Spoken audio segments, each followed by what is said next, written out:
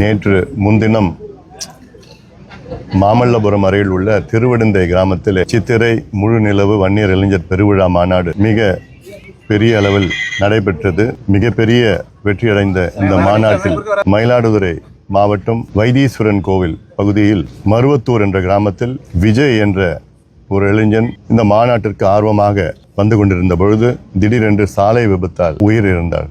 இது எங்களுக்கெல்லாம் மிகப்பெரிய ஒரு அதிர்ச்சி, வருத்தம். விஜயுடைய குடும்பத்தினருக்கு, நண்பர்களுக்கும் பாட்டாளி மக்கள் கட்சி சார்பிலே எங்களுடைய ஆழ்ந்த இரங்கலை இந்த நேரத்தில் தெரிவிக்கின்றோம். மிகப்பெரிய அளவிலே வெற்றிகரமாக நடந்த இந்த மாநாட்டிலே இந்த ஒரு சம்பவம் எங்களுக்கு மிகப்பெரிய ஒரு வருத்தத்தை அளித்து இருக்கிறது. இன்று நேரிலே வந்து தம்பி விஜயுடைய குடும்பத்தினரை சந்தித்து ஆறுதல் அளித்தோம்.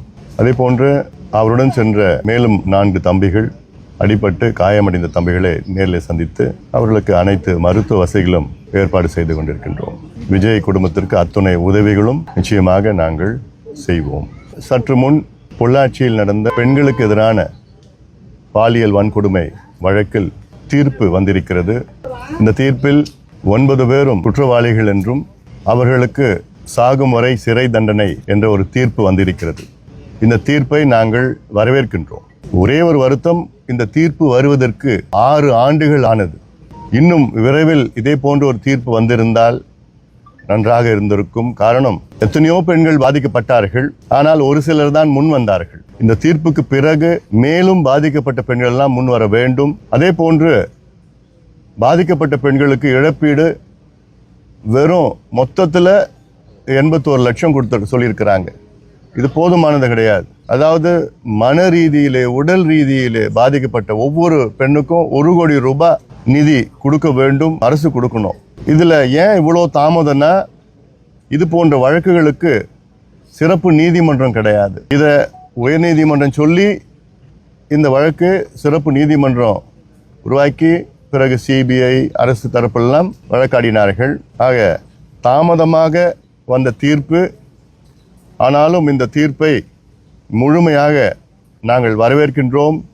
இது மற்றவர்கள் பெண்களுக்கு எதிரான பாலியல் வன்கொடுமைகளோ எந்த ஒரு அச்சுறுத்தலோ ஈடுபடக்கூடாது என்று இந்த தீர்ப்பு தெளிவாக சொல்கிறது. தமிழக அரசு பெண்களுக்கு பாதுகாப்பான கடுமையான சட்டங்களை கொண்டு வர வேண்டும். இன்று தமிழ்நாட்டிலே பெண்கள் தைரியமாக வெளியிலே செல்ல முடியாத ஒரு சூழல் இருக்கிறது. இதற்கு முழு காரணம் மது கலாச்சாரமும் போதை கலாச்சாரமும். போதை என்றால் நான் சொல்வது கஞ்சா, அபின், காக்கேன், ஹெரோயின். இப்போ இருக்கிற சூழல்ல மதுவோட அதிகமாக இப்போ இருக்கின்ற இளைஞர்கள் போதையில் பொருட்களில் ஈடுபட்டு கொண்டிருக்கின்றார்கள். ஆளுங்கட்சிக்கு தெரியும், முதலமைச்சருக்கு தெரியும், அதிகாரிகளுக்கு தெரியும், காவல்துறைக்கு தெரியும். ஆனாலும் எந்த நடவடிக்கையும் எடுப்பது போல தெரியல எங்களுக்கு. தொடர்ந்து நாங்கள் வலியுறுத்திட்டு வரோம், இந்த கலாச்சாரம் எப்படியாவது தடுத்து நிறுத்துங்க என. கடந்த 50 ஆண்டு காலமாக தமிழ்நாட்டிலே மது கலாச்சாரத்தை மீண்டும் கொண்டு வந்தது இந்த ஆளும் கட்சியும் இந்த திராவிட கட்சிகள் தான். இப்பொழுது அடுத்த தலைமுறையை கெடுப்பதற்காக இந்த போதைப் பொருட்கள், ஏன்னா கஞ்சான சாதாரணமாக வந்துடுச்சு. இப்போ பள்ளிக்கூடம் வாசலில் கஞ்சா விற்கிறான், காக்கெயின், ஹெரோயின் விற்கிறான், மாத்திரை விற்கிறான், LSD மாத்திரை விற்கிறான், ஆம்ஃபெட்டமின், எல்லாமே என்னென்ன கிடைக்குதோ, அமெரிக்காவில் என்னென்ன கிடைக்குதோ போதைப் பொருட்கள் தமிழ்நாட்டில் சரளமாக கிடைக்குது. பள்ளிக்கூடம் வாசலில், கல்லூரி வாசல், எங்கே பார்த்தாலும். ஒரு நேரம் நகரத்தில் தான் இருக்கும், இப்போ கிராமத்தில் வந்துடுச்சு. காவல்துறைக்கு தெரியும் யார் விற்கிறான்னு தெரியும், ஆனாலும் அது நடவடிக்கை எடுக்கிறது கிடையாது. இல்லைன்னா இந்த தலைமுறை இவங்க ஆட்சிக்கு வந்து கிட்டத்தட்ட 3 தலைமுறையை நாசப்படுத்திட்டாங்க மதுவை கொடுத்து. இப்போ அடுத்த 4வது தலைமுறை நாசப்படுத்த துடிச்சிட்டு இருக்கிறாங்க இந்த போதை பழக்கத்தால். இதனால பெண்களுக்கு பாதிப்பு, அதிகமாக பாதிப்பு பெண்களுக்கு தான். தைரியமாக நடமாட முடியல. தமிழ்நாட்டு சட்டம் ஒழுங்கு பிரச்சனை காரணம் இதுதான். அதாவது கடந்த ஆண்டு பார்த்தீங்கன்னா இவங்க ஆட்சிக்கு வந்து அதிகமான கொலை நடக்கிற ஆட்சி இப்பொழுது நடக்கிற திமுக ஆட்சி தான். கொலை, கொள்ளை, கற்பழிப்பு எல்லாம்.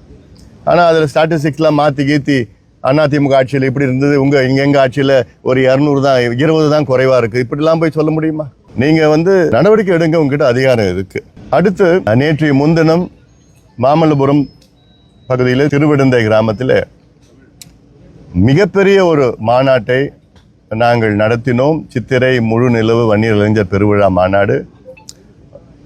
லட்சக்கணக்கான மக்கள் அங்கே கூடினார்கள், தொண்டர்கள், இளைஞர்கள் கூடினார்கள்.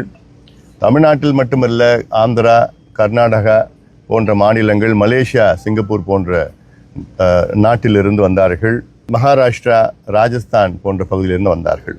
இதில் முக்கியமான அந்த மாநாட்டில் உள்ள கோரிக்கை, தமிழ்நாட்டில் சமூக நீதியை நிலைநாட்ட வேண்டும். தமிழக அரசு ஜாதி வாரி சர்வே உடனடியாக நடத்த வேண்டும்.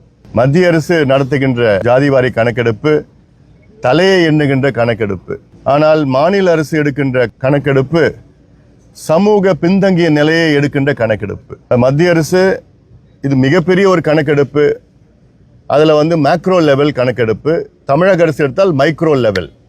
நீதிமன்றம் என்ன கேட்குறாங்கன்னா, ஒரு சமுதாயத்திற்கு உள் ஒதுக்கீடு கொடுக்கணும், இல்லை தனி ஒதுக்கீடு கொடுக்கணும்னா நீங்கள் ஒன்று மக்கள் தொகை கணக்கெடுப்பு நடத்துங்க, இந்த சமுதாயத்தில் எத்தனை பேர் இருக்கிறாங்கன்னு. அடுத்தது அந்த சமுதாயம் எந்த அளவுக்கு பின்தங்கி இருக்கிறாங்க, அவங்களுடைய சமூக பின்தங்கிய நிலை, சோஷியல் பேக்வர்ட்னஸ் எப்படி இருக்கிறாங்க. இதை ரெண்டுத்தையும் சேர்த்து தான் இடஒதுக்கீடு கொடுக்கணுமோ, ரெண்டுத்தையும் சேர்த்து தான் உள் ஒதுக்கீடு கொடுக்க முடியும். கணக்கு எடுப்பு தலை கணக்கு மட்டும் வச்சுக்கிட்டு இடஒதுக்கீடோ உள்ஒதுக்கீடோ கொடுக்கறதுக்கு நாங்கள் அனுமதிக்க மாட்டோம்னு நீதிமன்றங்கள் தெளிவாக சொல்லியிருக்கிறாங்க. அப்போது மாநில அரசு எடுத்தாதான் சமூக பின்தங்கிய நிலை தெரியும், உண்மையான நிலை தெரியும். ஒரு உதாரணம் நான் சொல்கிறேன். இன்னைக்கு தாழ்த்தப்பட்ட பழங்குடி மக்கள், அதாவது பட்டியலின மக்கள், பழங்குடி மக்களுக்கு தமிழ்நாட்டில் 19 விழுக்காடு இடஒதுக்கீடு. அதில் 1 விழுக்காடு பழங்குடி மக்கள். அந்த பழங்குடி மக்கள் தமிழ்நாட்டில் எத்தனை உட்பிரிவு இருக்குன்னு பார்த்தீங்கன்னா 36 பிரிவு இருக்குது. அந்த 36 பிரிவில் எத்தனை பேருக்கு கிடைக்குதுன்னு பார்த்தா வெறும் 6 பேருக்கு தான் கிடைக்குது. 30 பேருக்கு கிடைக்கல. யாருக்கு? பழங்குடி மக்கள். அந்த 1%. என்ன செய்யணும்? அதே போன்ற பட்டியலின மக்கள், அதில் 19 விழுக்காடு இடஒதுக்கீட்டில் அவங்களுக்கு கிட்டத்தட்ட 78 பிரிவுகள் இருக்குது, உட்பிரிவுகள். நான் சொல்லுறது 3 பெரிய பிரிவு சொல்லலை. ஆதி திராவிடர்கள், அருந்ததியர்கள், தேவேந்திர வேளாளர் 3 பெரிய பிரிவு சொல்ல. அதில் உட்பிரிவுகள் இருக்குது, 78 சப்காஸ்ட் இருக்குல்ல. அந்த 78 பேரில் எல்லா இடத்தையும் எடுத்துகிட்டு போக, அதிகமான இடத்த எடுத்துகிட்டு போகிறது 8 உட்பிரிவு தான். மீதி 70 பேருக்கு கிடைக்கல. அப்போது இது கணக்கெடுப்பு மாநில அரசு நடத்தினாதான் அதில் யாருக்கு கிடைச்சது கிடைக்கலன்னு தெரியும். மத்திய அரசு எடுத்தால் அதுக்கு தெரியாது. மாநில அரசு எடுத்து கிடைக்காதவங்களுக்கு கொடுப்பது, இதுதான் சமூக நீதி. இதை நாங்கள் கணக்கெடுப்பு நடத்த மாட்டோம் என்று முதலமைச்சர் சொல்வது, இது சமூக நீதிக்கு எதிரான கொள்கை. இது அதே போன்ற எம்பிசி இருக்கு, 115 சமுதாயம் எம்பிசியில் இருக்கு. இந்த எம்பிசியில் யாருக்கு கிடைக்குது, யாருக்கு கிடைக்கல, அது கணக்கெடுப்பு நடத்தணும். பிசி இருக்குது, பிசியில் 143 சமுதாயங்கள் இருக்கு. அந்த 143 சமுதாயங்கள் யாருக்கு கிடைக்குது, யாருக்கு கிடைக்கலன்னு தெரியல. அது கணக்கெடுப்பு நடத்துங்க. அம்பாசங்கர் அவர்கள் 1984-85 எம்ஜிஆர் அவர்கள் அவரை நியமனம் பண்ண பொழுது ஒரு கமிஷன் போட்டு அப்போ ஒரு கணக்கெடுப்பு நடத்தினார். அப்போ என்ன சொன்னார் அம்பாசங்கர்? அப்போ பிசியில் பேக்வர்ட் கிளாஸ்ல அப்போ 85 222 சமுதாயங்கள் இருக்கு பிசியில். அந்த 222 சமுதாயங்கள்ல 11 சமுதாயம் மட்டும் 60 விழுக்காடு இடங்களை தட்டிட்டு போறாங்க. வெறும் 11 சமுதாயம் 222 சமுதாயத்தில். மீதி இருக்கிற 211 சமுதாயம் வெறும் 36 விழுக்காடு இடங்களை எடுத்துட்டு போறாங்கன்னு சொல்றாரு அப்போவே. ஆனா இவ்வளோ பரிந்துரை இருந்தோம், இது வரைக்கும் எதுவும் பண்ணல. சமூக நீதி எங்கள் உயிர் மூச்சு, சமூக நீதி மண் இந்த மண், தந்தை பெரியாருடைய வாரிசு என்றெல்லாம் சொல்லி கொண்டிருந்த முதலமைச்சர் ஸ்டாலின் அவர்கள், உண்மையிலே உங்களுக்கு சமூக நீதிக்கு உங்களுக்கு சம்பந்தம் இருந்தா இன்னைக்கு உடனடியாக நீங்க தமிழ்நாட்டில் சாதிவாரி கணக்கெடுப்பு சர்வே, இந்தியன் ஸ்டாட்டிஸ்டிக்கல் ஆக்ட் 2008 படி சர்வே எடுப்பீங்க. எங்களுக்கு அதிகாரம் இல்லைன்னு பொய் சொல்லாதீங்க முதலமைச்சர் அவர்களே. தெலுங்கானாவில் எடுத்துட்டாங்க, ஆந்திராவில் எடுத்துட்டு இருக்கிறாங்க, கர்நாடகாவில் எடுத்து முடிச்சுட்டாங்க, பீகாரில் எடுத்து முடிச்சுட்டாங்க, ஒரிசாவில் எடுத்துட்டு இருக்காங்க, ஜார்க்கண்டில் எடுத்துட்டு இருக்காங்க. இவ்வளோ மாநிலங்களுக்கும் உரிமை இருக்கு, சட்டம் இருக்கு, விதிகள் இருக்கு. அப்போ உங்களுக்கு மட்டும் இல்லையா? அதே சட்டம் இந்தியன் ஸ்டாட்டிஸ்டிக்கல் ஆக்ட் 2008 அதே சட்டத்தின் கீழ் தான் நாங்கள் உங்களை எடுக்க சொல்கிறோம். எடுத்தாதான் தமிழ்நாட்டில் எந்தெந்த சமுதாயத்துக்கு எந்த நிலையில் இருக்கிறாங்கன்னு தெரிய முடியும், தெரிஞ்சு அவர்களுக்கு ஈடு செய்ய முடியும். இதுதான் உண்மையான சமூக நீதி மீது அக்கறை உள்ள அடிப்படையில் செய்வாங்க. ஆனால் அதை செய்கின்ற எண்ணமே முதலமைச்சர் ஸ்டாலின் அவர்களுக்கு கிடையாது கிடையாது கிடையாது. திமுகவுக்கும் சமூக நீதிக்கும் எள்ளளவும் சம்பந்தம் கிடையாது. அதனால இந்த கோரிக்கையை மாநாட்டில் வச்சிருக்கிறோம். அது மட்டும் இல்ல, 69 விழுக்காடு இடஒதுக்கீட்டுக்கு பாதிப்பு வந்திருக்கிறது.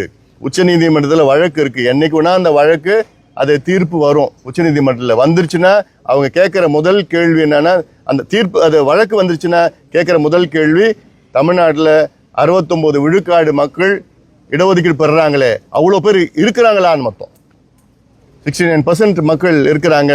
அவங்கள அதில் பட்டியலின மக்கள், பழங்குடி மக்கள், மிக மிக பின்தங்கிய மக்கள், பின்தங்கிய சமுதாயம், சிறுபான்மை மக்கள் இருக்கிறாங்களான்னு.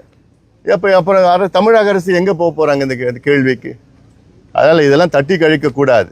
மற்ற மாநிலங்கள் எடுக்கிறது உங்களால் ஏன் முடியாது? அப்போ உங்கள் மனசு இல்லை, சமூக நீதிக்கு உங்களுக்கு சம்பந்தம் இல்லை. இனி சமூக நீதி பற்றி பேசாதீங்க, தந்தை பெரியாரை பற்றி பேசாதீங்க, இது சமூக நீதி மண்ணுன்னு பேசாதீங்க. பேசுறதுக்கு உங்களுக்கு தகுதி கிடையாது. அதனால் இது மாநாட்டில் நாங்கள் பேசணும். அது மட்டும் இல்லை, மத்திய அரசு அங்கே கிரீமி லேயர் முறையை அகற்ற வேண்டும். ஓபிசிக்கு நடக்கிற கிரீமி லேயர் முறையை அகற்ற வேண்டும். அதில் போன்ற இடஒதுக்கீடுக்கு 50 விழுக்காடு உச்சவரம்பை நிர்ணயித்திருக்கிறது உச்சநீதிமன்றம், அதை அகற்ற வேண்டும். அதே போன்ற தனியார் துறையில் இடஒதுக்கீடு வேண்டும். ஹையர் ஜுடிஷியரி, உயர் நீதிமன்றமும் உச்ச நீதிமன்றத்திலையும் அங்கே இடஒதுக்கீடு கொடுக்க வேண்டும். பெண்களுக்கு பாதுகாப்பு வழங்க வேண்டும், மதுவை ஒழிக்க வேண்டும். இது போன்ற பல தீர்மானங்களை மாநாட்டில் நடத்தியிருக்கின்றோம். இந்த மாநாட்டில் என்னன்னா, இந்த மாநாட்டில் எத்தனையோ நிகழ்ச்சிகள் வந்தது. ஆனால் இதில் என்னன்னா, எனக்கு இன்னொரு வருத்தம் என்னன்னா, கிட்டத்தட்ட 1/3 அங்கே தொண்டர்கள் அந்த மாநாட்டுக்கு வர முடியல. கிட்டத்தட்ட 20 கிலோமீட்டர் தொலைவில் வண்டிகள் எல்லாம் அவ்வளோ ஆயிரக்கணக்கான வண்டிகள், வாகனங்கள் நின்று போயிடுச்சு. 35 கிலோமீட்டர்ல அவ்வளோ ஆயிரக்கணக்கான தொண்டர்கள் கிட்டத்தட்ட 1 மணிக்கெல்லாம் வந்துட்டு போனாங்க. திடலுக்கு பார்த்துட்டு போனாங்க. சும்மா திடல் பார்த்துட்டு போனாங்க. அவ்வளோ எங்கே பார்த்தாலும் வர முடியாத ஒரு சூழல் இருக்குது.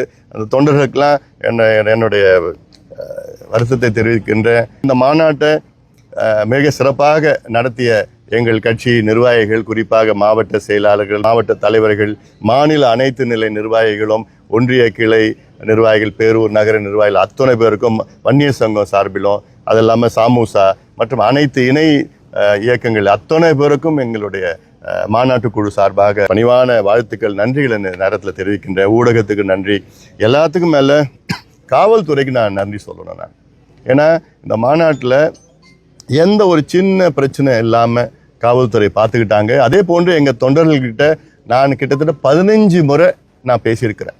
இந்த மாநாட்டுக்கு முன்பு 15 முறை ஒவ்வொருகிட்டையும் பேசி, அமைதியாக வரணும், இந்த மாநாட்டில் நமக்கு திருப்பி அமைதியாக நீங்கள் போகணும், உங்கள் பத்திரமா நீங்கள் போகிற வரைக்கும் எனக்கு நிம்மதி இருக்காது, எந்த பிரச்சனையும் ஈடுபடக்கூடாது, தொடர்ந்து சொல்லி எங்கள் தொண்டர்கள், என் தம்பிகள், என் தங்கைகள் எல்லாம் ரொம்ப கட்டுப்பாடுடன் வந்தார்கள். மிக மகிழ்ச்சியாக சென்றார்கள். அது மட்டும் இல்லை, அதுக்கு உடனடியாக இருந்த காவல்துறை, தமிழக காவல்துறைக்கு எங்களுடைய மனமார்ந்த நன்றியை தெரிவிக்கிறேன். ஏன்னா அவ்வளோ பேரை போட்டு அந்த போக்குவரத்தையும் கொஞ்சம் சரிப்படுத்தினாங்க. எத்தனை வண்டி வருது, அது இல்லாமல் சில காவல்துறையில் பார்த்தீங்கன்னா எத்தனை வண்டி திரும்பி பத்திரமா போயிருக்கு அந்த கணக்கெடுப்பு நடத்தினாங்க. ஒரு 4 வண்டி வரலைங்க அப்படின்னு எஸ்பி லெவலில் சொல்லி அவங்க எங்கே இருக்கிறாங்க சொல்லி அவங்க வீட்டுக்கு போயிட்டாங்களா, அந்த அளவுக்கு காவல்துறை கவனமாக இருந்தாங்க, இந்த மாநாட்டில் இருந்தாங்க. அதனால் இந்த மாநாட்டு குழு சார்பில் காவல்துறைக்கு, அது இல்லாமல் உளவுத்துறை, இந்த உளவுத்துறை கிட்டத்தட்ட 1 மாதம் 2 மாதமாக எங்கெங்கே வராங்க, எவ்வளோ பேர் வராங்க, எப்படி வராங்க, அவங்க திட்டமிட்டு இந்த மாநாட்டை ரொம்ப சுமூகமாக நடத்துவதற்கு உளவுத்துறை மிகப்பெரிய ஒரு பங்களிப்பு. உளவுத்துறைக்கும் காவல்துறையில் உள்ள உளவுத்துறை மற்றும் ஒட்டுமொத்தமாக காவல்துறை, தமிழக அரசுக்கும் இந்த நேரத்தில் நாங்கள் இந்த மாநாடு மிக சிறப்பாக நடந்து முடிந்தது. அத்தனை பேருக்கும் எங்களுடைய நன்றிகளை இந்த நேரத்தில் நாங்கள் தெரிவிக்கிறோம். இருக்கிற சூழலில் இந்த மகாபலிபுரம் மாநாடு எந்த அளவுக்கு தமிழக அரசியலில் தாக்கத்தை ஏற்படுத்துறதா நீங்கள் பார்க்குறீங்க? இந்த மாநாடு நாங்கள் அரசியலுக்காக நடத்தலை, தேர்தலுக்காக நடத்தலை, கூட்டணிக்காக நடத்தலை, சமூக நீதிக்காக நடத்துகிறோம். இது வன்னியர்களுக்கு மட்டும் இல்லை சமூக நீதி, அந்த நிலையில் உள்ள மற்ற சமுதாயங்கள் இருக்கிறாங்க, எத்தனையோ சமுதாயம் இருக்காங்க, அத்தனை பேருக்கும் சமூக நீதி கிடைக்க வேண்டும். நான் இப்போ தெளிவாக சொல்லியிருந்தேன். இல்லை, அதில் சமூக நீதியில் ஒரு பங்கு இடஒதுக்கீடு. ஒட்டுமொத்தமாக எல்லாமே சமூக நீதினா இடஒதுக்கீடு கிடையாது, அதில் ஒரு பங்கு தான். அந்த இடஒதுக்கீட்டை முறையாக செயல்படுத்தணும். நான் இப்போ சொன்ன பட்டியலின மக்களில் எவ்வளோ பேருக்கு இடம் கிடைக்கல, எஸ்சியில் ரிசர்வேஷனில், பழங்குடி இனத்தை சார்ந்தவர்களுக்கு எத்தனையோ பேருக்கு அதில் கிடைக்கல. அதில் என்ன பண்ணணும்னா, இப்போ 1% பழங்குடி இனத்திற்கு இடஒதுக்கீடு இருக்கு. அந்த 1% 2 1/2%, இன்னும் 1/2%. அந்த 1/2%ல யார் யார் கிடைக்கலையோ அந்த 1/2%ல சேர்க்கணும். ஏன்னா பலவீனமான அந்த சமுதாயங்கள் இருக்கு, பட்டியலின மக்கள், அவங்களுக்கு 1/2% தனியாக கொடுத்து விடும். அதே போன்று 18% பட்டியலின மக்களுக்கு அதில் 5 பிரிங்க. இப்போ 2 தான் இருக்கு, 5 பிரிங்க. யார் யார் கிடைக்கலையோ அவங்கள தனித்தனி பிரிவை கொடுங்க. எம்பிசின்னு இருக்கு, அதில் 115 சமுதாயம் இருக்கு, அதில் கிட்டத்தட்ட 3 பிரிங்க, இல்லை 4 கூட பிரிங்க. யார் யார் கிடைக்கலையோ கொடுக்கணும். அதே போன்று இன்னைக்கு பிசி இருக்கு, அதில் 143 சமுதாயம் இருக்கு, அதை 8 பிரிங்க, 10 பிரிங்க. கேரளாவில் 8 பிரிச்சிருக்கிறாங்க. அப்போ அது பிரிச்சாதான் ஒரு பக்கம் வரும் கிடைக்கும். ரெண்டாவது, இந்த கணக்கெடுப்பு நடத்தினாதான் சலுகைகள் கொடுக்கலாம், நலத்திட்டங்கள் கொடுக்கலாம், கடன் கொடுக்கலாம், உதவி கொடுக்கலாம், படிக்க வைக்கலாம். இப்போ சலவை தொழிலாளர்கள் இருக்காங்க, தமிழ்நாட்டில் எத்தனை பேர் இருக்காங்கன்னு தெரியுமா? முதல்ல என்ன நிலையில் இருக்காங்கன்னு தெரியுமா? இல்லை. அதில் எத்தனை பேர் படிச்சிருக்காங்க, எத்தனை பேர் அரசு வேலை இருக்கு, எத்தனை பேர் வீடு வச்சிருக்காங்க, குடிசையில் இருக்கிறாங்களா, எப்படி இருக்குன்னு தெரியாது. தெரிஞ்சுக்கிறதுக்கு முதலமைச்சருக்கு மனசு கூட இல்லை.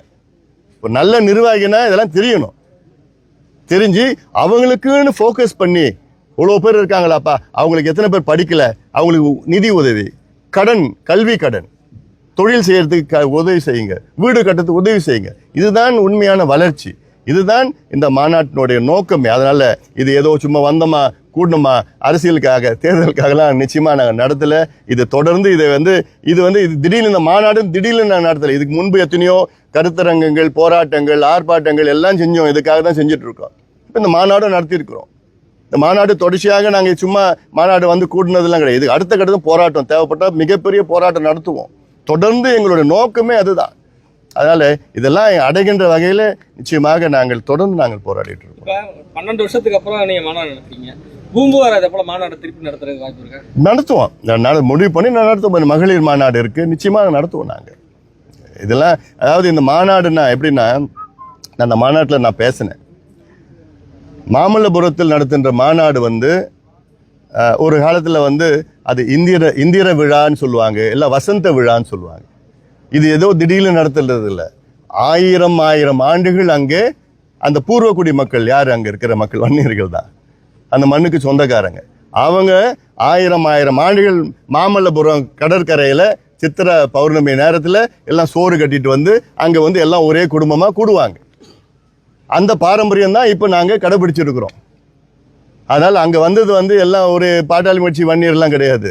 எல்லா கட்சியும் வன்னியர்கள்லாம் வந்தாங்க. கர்நாடகா, ஆந்திராவில் ஒரு வன்னியர்கள் வந்தாங்க, மலேசியா, சிங்கப்பூரில் ஒரு வன்னியர்கள் வந்தாங்க. அதனால் அதெல்லாம் வன்னியர்கள் மட்டுமே எல்லா சமுதாயத்தை சார்ந்தவங்க வந்திருந்தாங்க. அங்கே அதில் அந்த பாரம்பரியத்தை கடைபிடிச்சோம், அவ்வளோதான். இது ஒரு பாரம்பரியம், அங்கே கூடி எல்லாமே சேர்ந்து அதில். ஆனால் இப்போது எங்களுடைய நோக்கம் அப்போ ஒரு ஒரு குடும்பமாக சேர்ந்தது. இப்போ குடும்பமாக சேர்றதுக்கு எதுக்குன்னா உரிமைகளுக்காக சேர்ந்தோம். அதே போல் பூம்புகார்லேயும் அதே தான். மகளிர் அங்கே கண்ணகி அங்கே பிறந்த மண், அங்கே வாழ்ந்த மண், அதில் அங்கே பாரம்பரியமாக மகளிர் அங்கே சேர்றது. ஏன்னா உரிமைகளுக்காக அதான் நாங்கள் கூடியிருக்கோம். சிலம்மா, நன்றி.